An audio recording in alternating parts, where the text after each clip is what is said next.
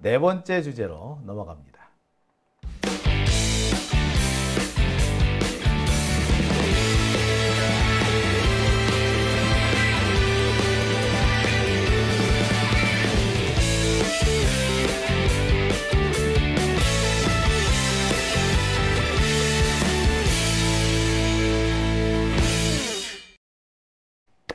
들어가 보겠습니다.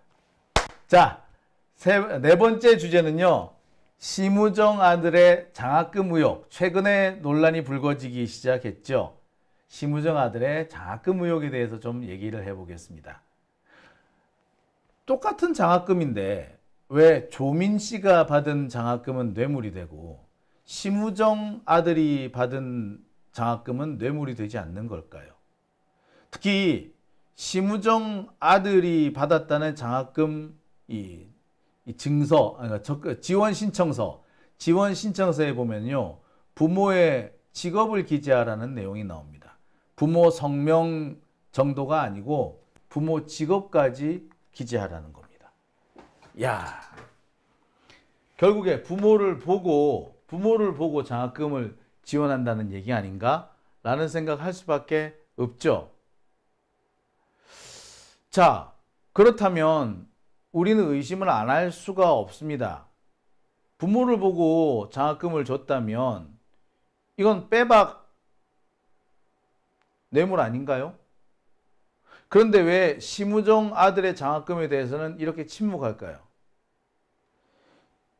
지난번 국회 인사청문회 과정에서 심우정 가족, 특히 자녀들에 대해서 장학금 수혜 목록을 제출하라고 했을 때 심우정이 거부를 했습니다. 심우정은요, 국회가 요구한 자료 중에 70%를 거부를 했어요. 역대 최다치인 걸로 지금 나옵니다. 왜 안 냈는지 알 것 같아요. 자기가 봐도 문제가 있다는 걸 인지했다는 거죠. 제가 확인해 봤습니다. 도대체 심우정 아들의 장학금은 어떻게 주어진 건가? 민중의 소리 보도 내용입니다. 심우정 검찰총장 후보자 아들 장학금 신청 서류에 부모 직업란이 버젓이. 더 황당한 거는요, 이 장학금이 원래 노벨상을 받을 수 있는 사람을 지원한다는 겁니다. 그래서 주로 이과생들한테 지원이 돼요. 근데 거기에 문과생이 탁 붙은 거야. 문과생들 지원하긴 지원한대요. 이과생인 경우 고등학교 1학년 때 이 선발을 하는 모임, 장학생을 선발을 한다고 합니다. 고등학교 1학년 때 장학생을 선발을 해서 이과생은 연간 500만 원 졸업할 때까지, 문과생은 연간 300만 원 졸업할 때까지 이렇게 준답니다. 그러니까 이과생 같은 경우에는 1,500만 원, 문과생은 900만 원의 장학금을 받는 거죠. 그런데 주로 이과생한테 주어지는, 그래서 문과생은 잘 뽑지도 않는 모양이에요. 보니까 문과생들이 뽑힌 게 그렇게 많지가 않아요. 근데 떡하니 뽑혔더라고. 그런데 하필이면 뭐 서류에 부모 직업란이 떡하니 있더라는 겁니다. 그렇다면 장학금을 주는 사람은 당시 심우정이 검사라는 거 알았다는 거 아니야. 심우정은 대구지검 서부지청장이었어요. 아시다시피 심우정의 부친은 심대평 전 충남지사죠. 그렇다면 이들과 장학재단과는 어떤 연관, 어떤 관계가 있을까요? 제가 이 부분을 지금 열심히 취재하고 있습니다. 도대체 그러면 장학재단, 심우정 아들한테 장학금을 줬다는 장학재단은 어디냐? 예, 바로 여기입니다. 한성 노벨 장학회. 아니, 한성 손재현 장학회입니다. 한성 손재한 장학회.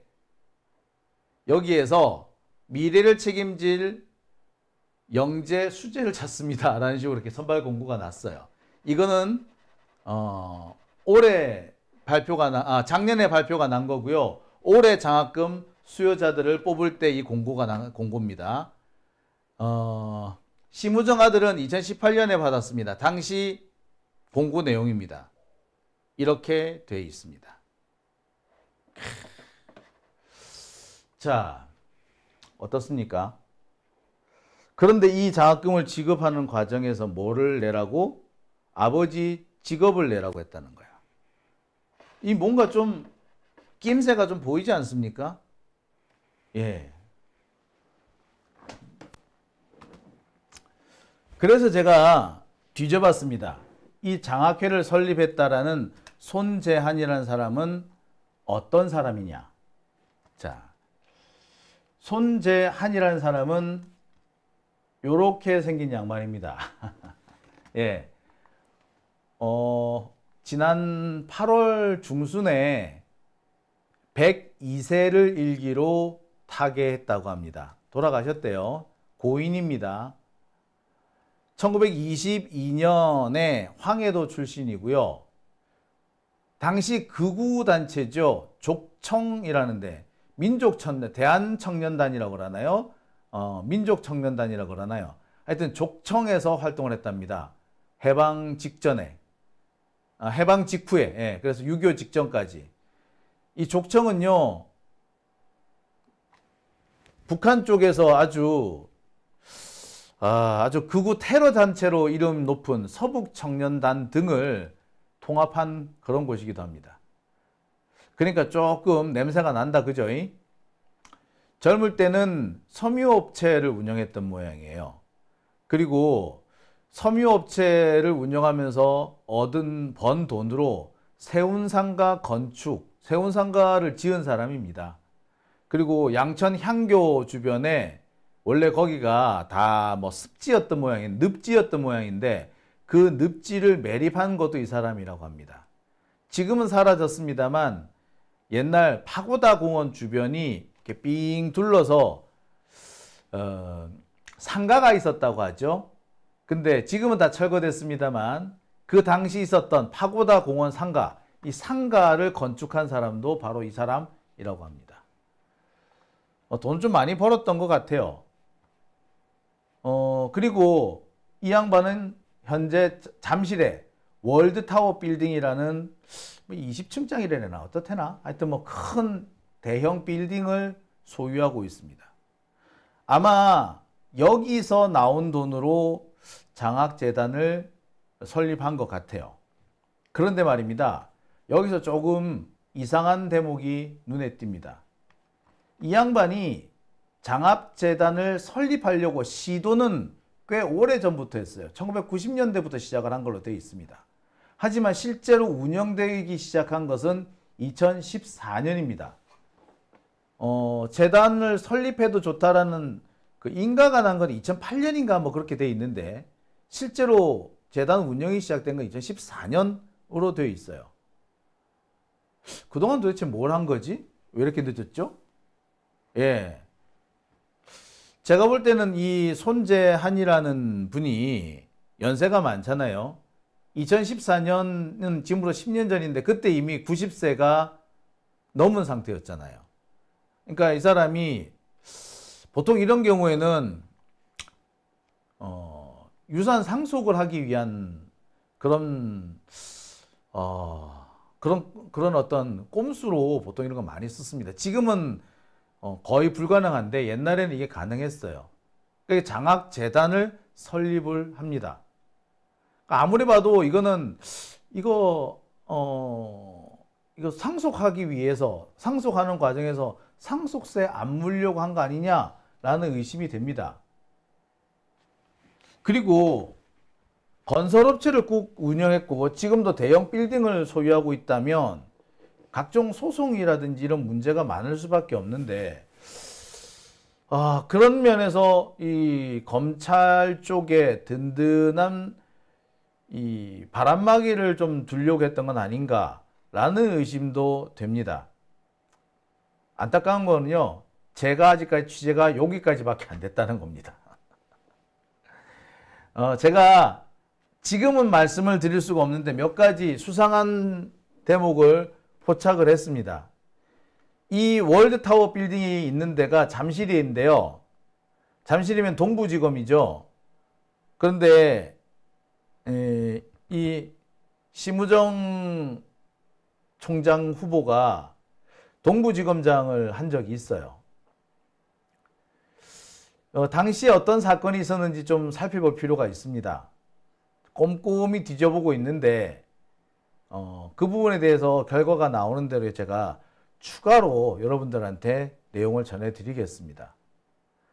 뿐만 아니라 보통 이런 사람들 같은 경우에는 직접적으로 검사가 개입하는 모습보다는 검사의 친인척이나 부모 형제를 통해서 사건에 개입하는 경우도 있습니다.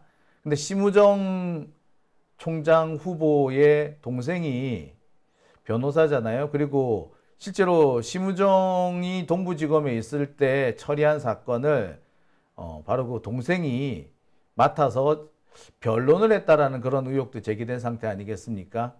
지금 심우정은 미꾸라지처럼 요리조리 좀 빠져나가고 있지만 이 부분에 대해서 좀 추가적인 취재가 필요하지 않을까. 이 냄새는 폴폴 나요.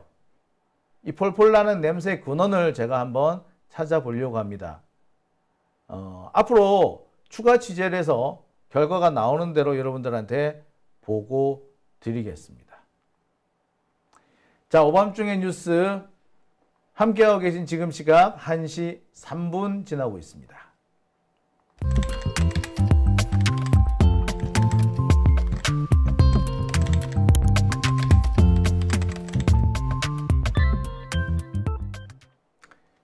네, 아른 후보님께서 좋은